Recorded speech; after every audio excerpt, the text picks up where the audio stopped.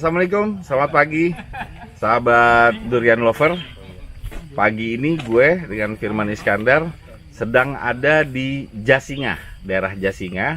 Di sini kita mau lihat-lihat lahan yang cocok untuk kebun durian. Kebetulan lahannya ini berdekatan dengan lahan-lahan kebun durian yang sudah ada seperti Pondok Awe dan juga kebun durian Haji Lis. Mau tahu kayak gimana? Yuk kita ikutin teman kita juga durian lover. Ya. Pagi ini gue sama teman-teman durian lover. Di antaranya ada Om Ade Habibi, ada Mang Andi, ada Kang Ahmad, ada Mas Mardianto, mantap, ada Mas Mukti, ada Kapten Bayu. welcome to Jasingah. Ada Juragan Tambang Mas Gel. Kita pengen punya kebun musangking di sini, kebun durian musangking, ya. Kita lihat nih penjelasan dari yang punya lahan nih, dari Mas Mukti ya. Oke, siap. Mas Mukti, memang di sini kenapa sih orang itu mau bikin kebun durian musangking ya? Iya, jadi di sini memang aslinya adalah daerah penghasil durian ya Pak. Oh, aslinya? Di dekat sini, di sebelah timur itu ada namanya Kampung Pangradin. Itu di situ banyak sekali durian lokal. Oke. Jadi kesesuaian agroklimat lahan itu nomor satu. Kalau kita mau bikin kebun, kita harus pilih lahan yang benar-benar cocok. Oke. Supaya kita nggak pusing. Jadi aslinya memang di sini memang durian memang bener, tumbuh bagus gitu ya. Jadi kita lempar biji aja tumbuh Pak. Untuk itu ya, iya. untuk durian ya. Iya, berarti bener. cocok ya untuk cocok iklimnya, iya. untuk tanahnya, iya. untuk apa kadar keasaman segala macam ya, iya. gitu ya. Oke. Lalu di sini nih untuk keamanan gimana? Kalau keamanan, insya Allah aman Pak. Jadi kami rangkul warga setempat ya, kita berdayakan mereka. Jadi kita miliki kebun ini bersama. Oke. Seperti itu. Ada sistem bagi hasil kah atau mereka dirangkul sebagai tenaga kerja? Ya nanti kita bicarakan lebih lanjut. Oke. Di sini kan kebetulan lahannya masih lebar-lebar ya, Mas Mardianto ya. Ya. Untuk harga lahan gimana dibandingkan dengan daerah lain? Ya, yang pertama dengan lokasi yang menurut saya sangat strategis karena dari tempat-tempat keramaian dari keramaian seperti BSD kita hanya sekitar 1,5 jam sampai 2 jam. Oke. Harganya sangat-sangat kompetitif. Sangat kompetitif. Berkisar 60 ribuan gitu ya, masih sekitar Iya, segitu 60-70 ribu. 60-70 ribu per meter ya, untuk yang masih baru ya. Iya, padahal di sebelah kalau kita bicara lahan di sekitar sini kita agak sulit mendapatkan lahan dengan harga seperti itu karena khususnya di sini adalah area perburuan orang yang terlalu besar. Jadi dari sini ada beberapa tanah bukan land bank lagi tapi sudah ada proyeknya Agung Podomoro barusan mulai. Oke. Dan di situ sudah dengan harga hampir 1 juta rupiah. Oh gitu ya. Kita mau ke lokasi, ada sekitar 1,6 kilo, kita pakai mobil ya, sini ya. Nah, arah ke sini nih.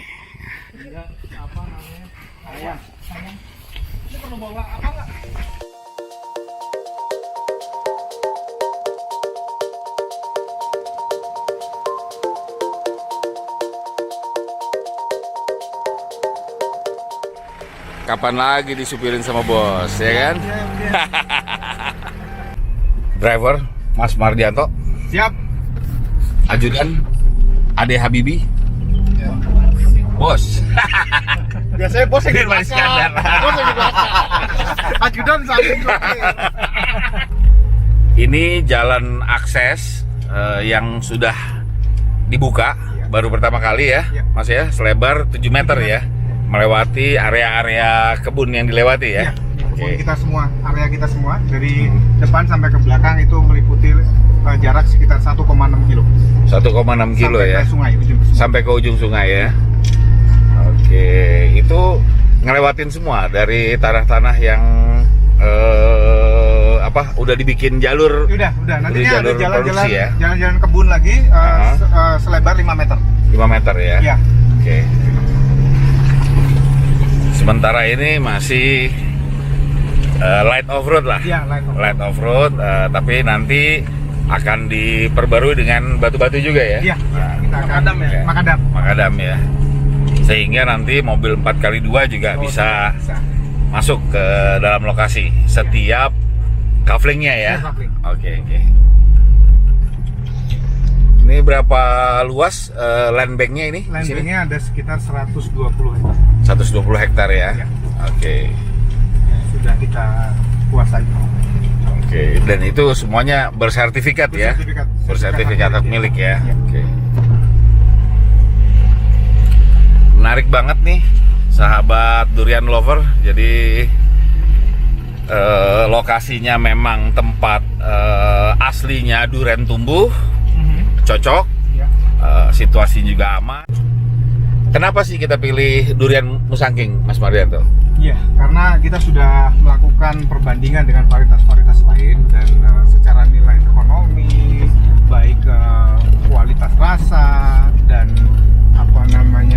ketahanan simpan buah, Musangking saya pikir hari ini masih pilihan yang masih trendsetter ya, masih yang memegang tren ya, walaupun ada pesaing-pesaing lain seperti misalnya duri hitam, bawor gitu ya, masih yang ada namlung gitu ya, masih yang durian Musangking ini ya, yang pilihan terbaik ya untuk menanam ya.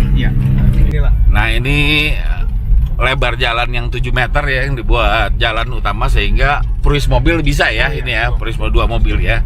Kalau untuk nanti masuk ke lahan itu akses 5 meter ya. Oke. Nah, kita udah sampai di tempat titik ini. Kita berada di sini. Iya, ini ujung ini adalah sungai. Oh, sungai. Kita mau bikin apa? Ke sana jembatan?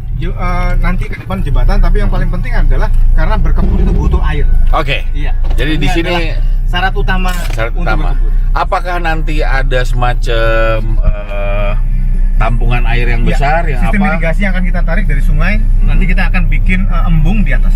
Embung di atas baru dialirkan, distribusikan ke setiap pohon. Setiap kafling ya. Setiap pohon. Oke, siap.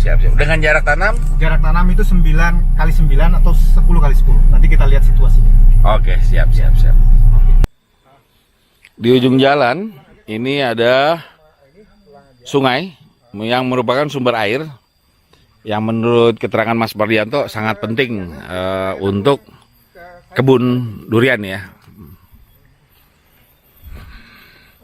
Langsung lurus saja ke arah Maja. Jadi, asik ya, suasananya masih asli banget nih. Masih hutan ya. Kalau perlunya itu durian ini kan musim hujan, apa perlu pengairan? Ya, jadi pengairan ini kita butuhkan nanti pada saat kemarau, karena kan secara umum di Indonesia kan kita akan mengalami masa kemarau paling tidak itu adalah 6-7 bulan selama 1 tahun. Jadi dalam periode kemarau itu kita sangat dan mutlak membutuhkan air penyiraman setiap hari. Setiap hari itu ada waktunya nggak? Pagi, sore atau gimana? Kita tidak, tapi biasanya kita lakukan itu pagi atau sore hari karena untuk menghindari penguapan. Itu kurang lebih satu pokok tanaman bisa 50-100 liter. Tergantung nanti usia tanaman. Oh gitu ya. Oh ada variatif lagi ya, gitu ya. Mas Mardianto ini kebetulan memang lulusan dari Universitas Lampung ya, memang Fakultas Pertanian. Fakultas Pertanian jurusan hama penyakit. Hama penyakit ya, dan pengalaman sudah lebih dari. Kita pengalaman jualan pupuk pestisida hampir lebih dari 20 tahun. Lebih dari 20 tahun ya. Cara bisnis itu dengan jarak 4-6 meter itu masuk di kategori durian sehat nggak? Kalau nanti pada akhirnya itu yang bisa penjarangan ya istilahnya ya, dongkelan gitu loh. Itu kan juga nambah nilai bisnis itu. Iya. Durian dongkelan umur 3 tahun, 2 tahun sampai 3 tahun kan mahal juga harganya soalnya. Iya. Jadi varietas bagus. Jadi kalau kita udah bicara bisnis nih Pak, sebetulnya ada banyak bisnis yang bisa kita lakukan dalam sebuah kebun. Tidak hanya cuman dongkelan. kalau dongkelan larinya lebih ke bibit ya Pak. Iya, iya, iya. Dan itu ya ketika itu udah didongkel ya udah habis aja. Contoh kayak untuk pembuatan bibit itu juga bisa berkelanjutan, bibit kecil-kecil. Nah, kalau kita bicara jarak tanam hubungannya dengan dongkelan tadi, ya sah-sah aja Pak. Jarak tanam Setelah itu rapat sekali. penjarangan. Setelah dia sudah lurus, tinggi, kita lakukan penjarangan. Betul. Ya, kita punya beberapa, istilahnya punya beberapa cadangan nyawa lah. Ini pohon ini jelek, sebelahnya yang kita jarangin. Iya. Ya, di satu sisi apa ya? Ujung-ujungnya sama Pak. Ujung-ujungnya kita tetap akan panen sinar matahari. Iya kan? Ketika kita lakukan penanaman rapat, ada satu kekurangan kita. Tajuk itu tidak sebaik kalau kita tanam Langsung iya dengan jarak dengan jarak tanam yang aman. ideal. Iya, Iya. betul. Tajuk itu apa itu? Tajuk Batang. cabang, Oh, batang. percabangan ya, percabangannya. Mau kita tanam jarak tanam berapapun, ujung-ujungnya adalah kita harus melakukan apa ya, penjarangan kan Iya, iya. di akhir. Dalam artian kita butuh cakupan sinar matahari yang maksimal untuk satu bisa membentuk ini Cabang. percabangan ya. Karena sinar matahari adalah faktor yang mempengaruhi kemana cabang itu akan tumbuh. Jadi ketika dia ternaungin dari sisi timur, dari sisi barat, nah, dia akan mencari sisi yang terbuka seperti itu. Yang Ya, paling jadi berkaitan dengan pola tanam ya tadi. Iya, iya. Bukan jarak tanam, pola tanam, Pola tanam. itu ya kita harus pikirkan dari awal. Kita nggak memang harus di planning Iya. dari waktu masih baby ya sampai nanti akhirnya bagaimana kita mendapatkan durian yang bagus, produksinya, iya, perawatannya. Mas Kel, monggo kalau ada yang mau ditanyain Mas Kel. Pertanyaannya sudah ditanyakan semua. Kita praktekin aja, karena kalau terlalu banyak dipikirkan, terlalu banyak ditimbang-timbang, itu akan membuat kita maju mundur. Lebih enak Nah, learning lang- by doing. Learning by doing. Ya, saya pikir kita juga dengan belajar dari banyak tempat, dan kita juga dengan menggabungkan banyak experience dari banyak disiplin ilmu, terutama pertanian, termasuk kita ngomong sipil, teknik. Mas Mukti ini backgroundnya pertambangan, perminyakan. Jadi bukan durian. Jadi kita bicara pompa, bagaimana air apa, saya belajar dari banyak. Kalau lewat itu Jadi sementara juga ada disiplin ilmu pertanian dari mulai agronomi, pengendalian hama, terus pemupukan, ilmu tanah, pasca panen. Nah, itu semua kita pertimbangkan sehingga kita mendapatkan satu Sharing ya, Iya. jadi yang mana yang baik dan memang pengalaman itu Guru guru terbaik. yang Iya, terbaik iya, gitu deh. Betul.